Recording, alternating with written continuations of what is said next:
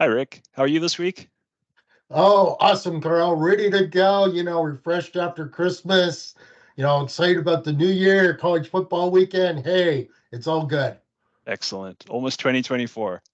Yep. Fantastic. And in the spirit of that, we're going to look at some skills, risk management skills that entry-level risk managers may find useful, may want to brush up on if they're entering the workforce or trying to get that next gig.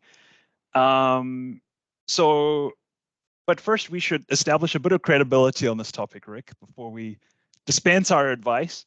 So I think I'll start first. I've been a mentor with the Simon Fraser University Mentors in Business program, helped a couple of grad students enter their first jobs, helped them with interviews, that kind of stuff. Really, really hands-on, which is what I like. I like the practical stuff.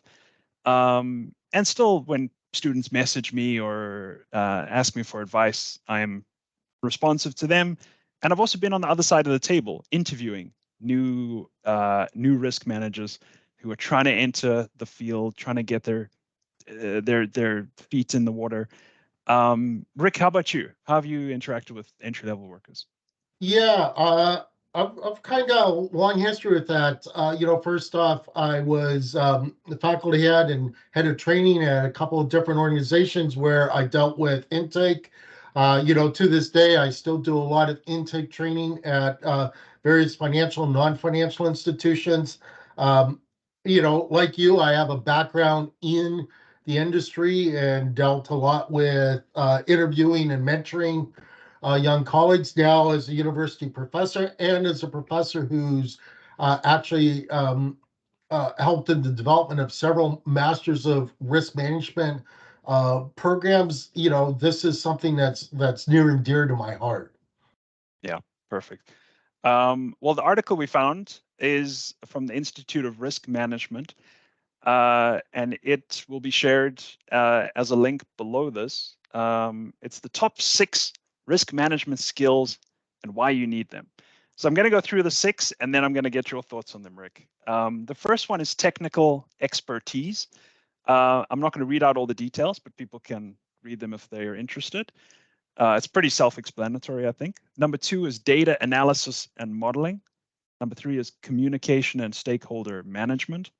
Number 4 is business acumen. Number 5 is leadership and collaboration. And number 6 is adaptability and continuous learning. So what do you think about those, Rick? Which are the most valuable? What do you have thoughts on there? Well, first off, you misspoke. It made it sound like we found the article. It's your article because I would never, ever, ever, ever give this article to someone who is either thinking of a risk management career, or just starting in a risk management career. I just First wanted to off, get you revved up. yeah, I mean, good gosh, my risk management is now dealing with a heart attack that you're going to put me into here. So, the first two, technical expertise and data analysis and modeling. Look, that's simply the ante to sit at the table. Simply because you're sitting at the table doesn't mean that you're a poker player.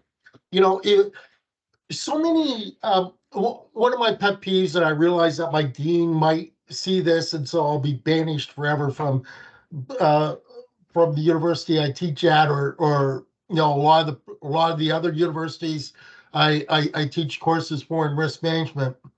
But a lot of recent graduates, or even graduates with 10, 15 years experience, believe that their technical expertise and their data analysis slash modeling, et cetera, is going to make them as a risk manager. I can literally show you the PhDs with tons of technical expertise who are literally working 3 floors below ground because technical expertise gets you nowhere, particularly in this age of AI. Do you need some technical expertise? Absolutely. Do you need to understand data analysis and modeling? Absolutely. But that's like, it should be like breathing. Okay? You need to breathe to live, but simply because you're breathing doesn't mean that you're having a great life or that you're having a life worth emulating. Okay, it's simply the table stakes. You know, the one thing that I think that is really missing from this is cognitive diversity. Okay, I get in a lot of trouble for differentiating between cognitive diversity and identity diversity. I'm not trying to minimize identity diversity whatsoever. Okay, but cognitive diversity is really key. And I believe that's especially key for risk management, especially as AI is displacing so much of what we think of as in the risk management role. Okay.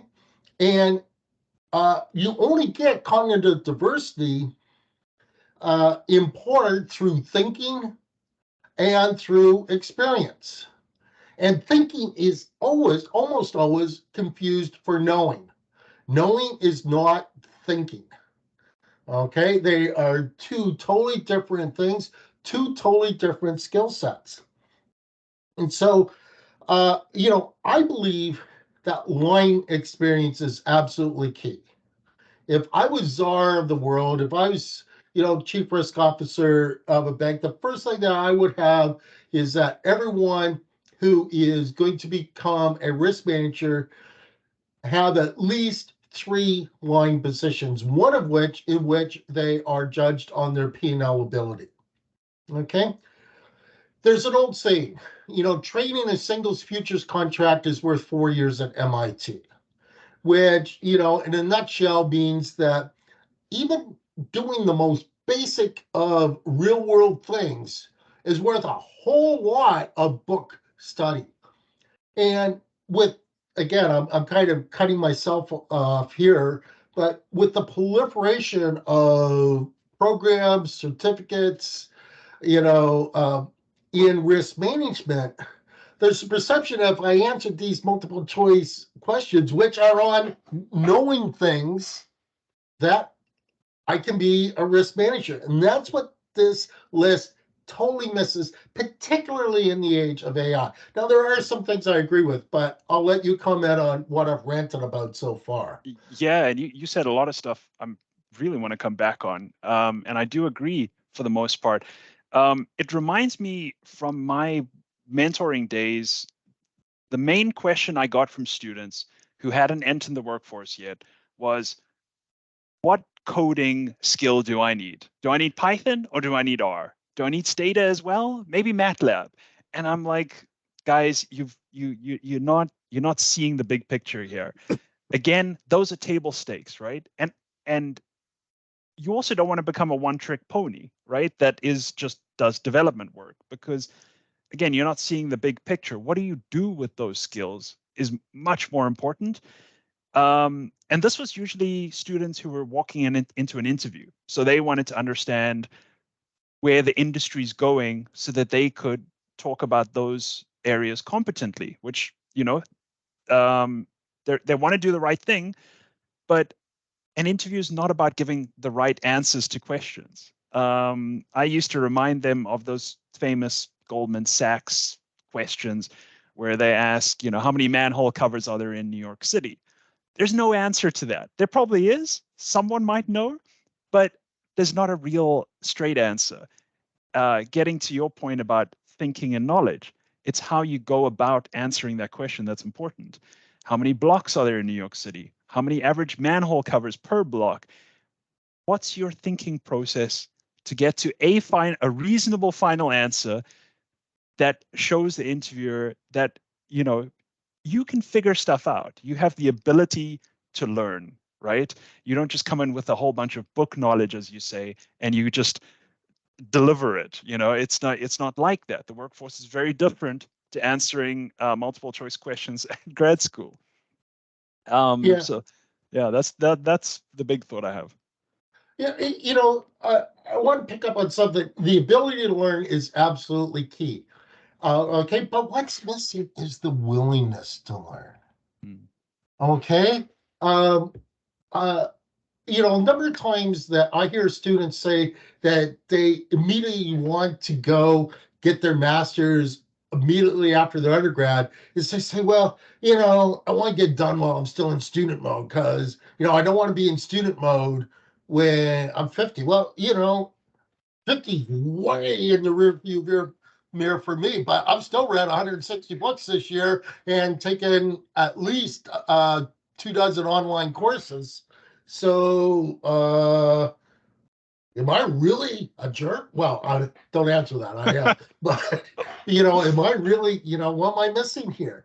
The willingness to learn um, is always overshadowed by the ability to learn. Both are really key, but Yeah. willingness to learn is something that's often forgotten. So, Yeah, and it doesn't um, end. You yeah. quite whether you want to or not, you will be learning for the rest of your life. Well, It is particularly again, AI is crowding out so much knowledge. AI, I don't see AI as this big threat to jobs per se. I do see AI as a big threat to how we do jobs.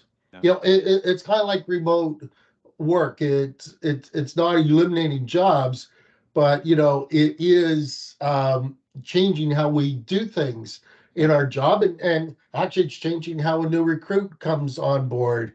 yeah. Perhaps something we talk about in the future. Yeah, exactly. That'll definitely be a topic for another podcast. Lots to talk about there. Let's talk a little bit about soft skills because Yeah. I think we're both big on that. And I also think, again, harking back to my mentoring days, it's not something I saw emphasized actually in grad school when I was there, and also the grad students that I kind of took care of. There wasn't a big emphasis on soft skills, how to, and what I mean, and it's a big term, but what I mean is the ability to explain yourself clearly, the ability to present well, to work in a team, lead small projects on a small scale, right? Doesn't have to be $1 million project, Yeah. but able to move things to completion, collaboratively, work across functions, these sorts of skills. You probably have some other things you want to put in that bucket, but what do you think about this? Oh, What's the state of soft skills and how can students improve it?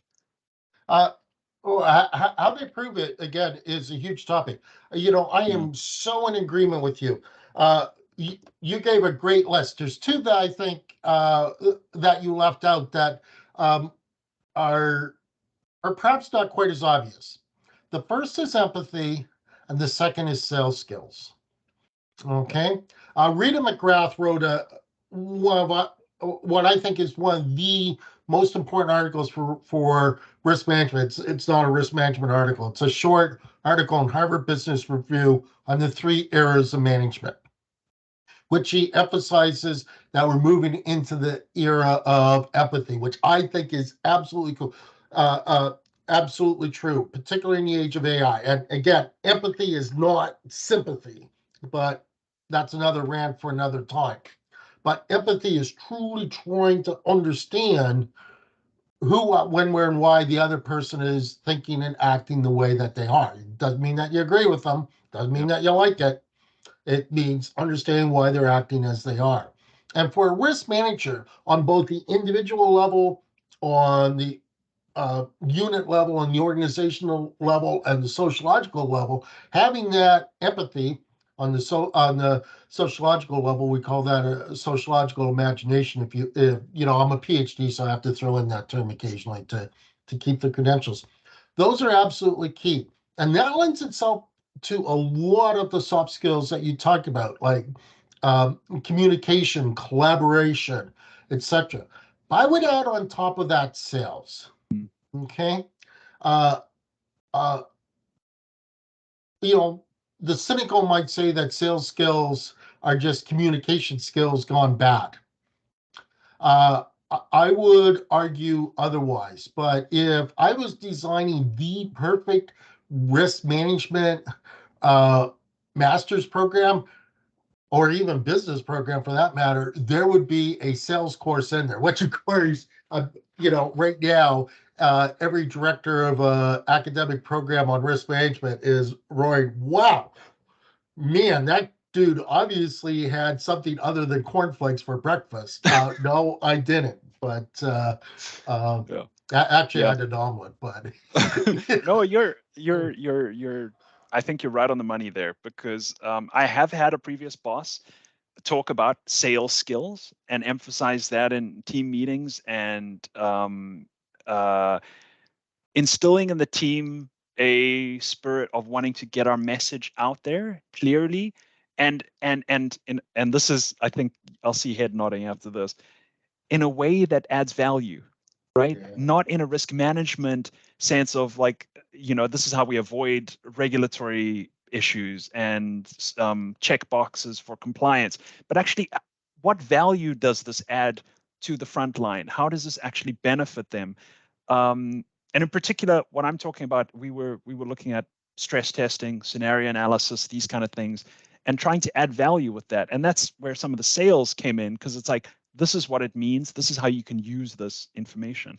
But and it again talks to the divide between academics and professional world as well, right? Um, yeah. So, well, Rick, I don't want to test our viewers' patience.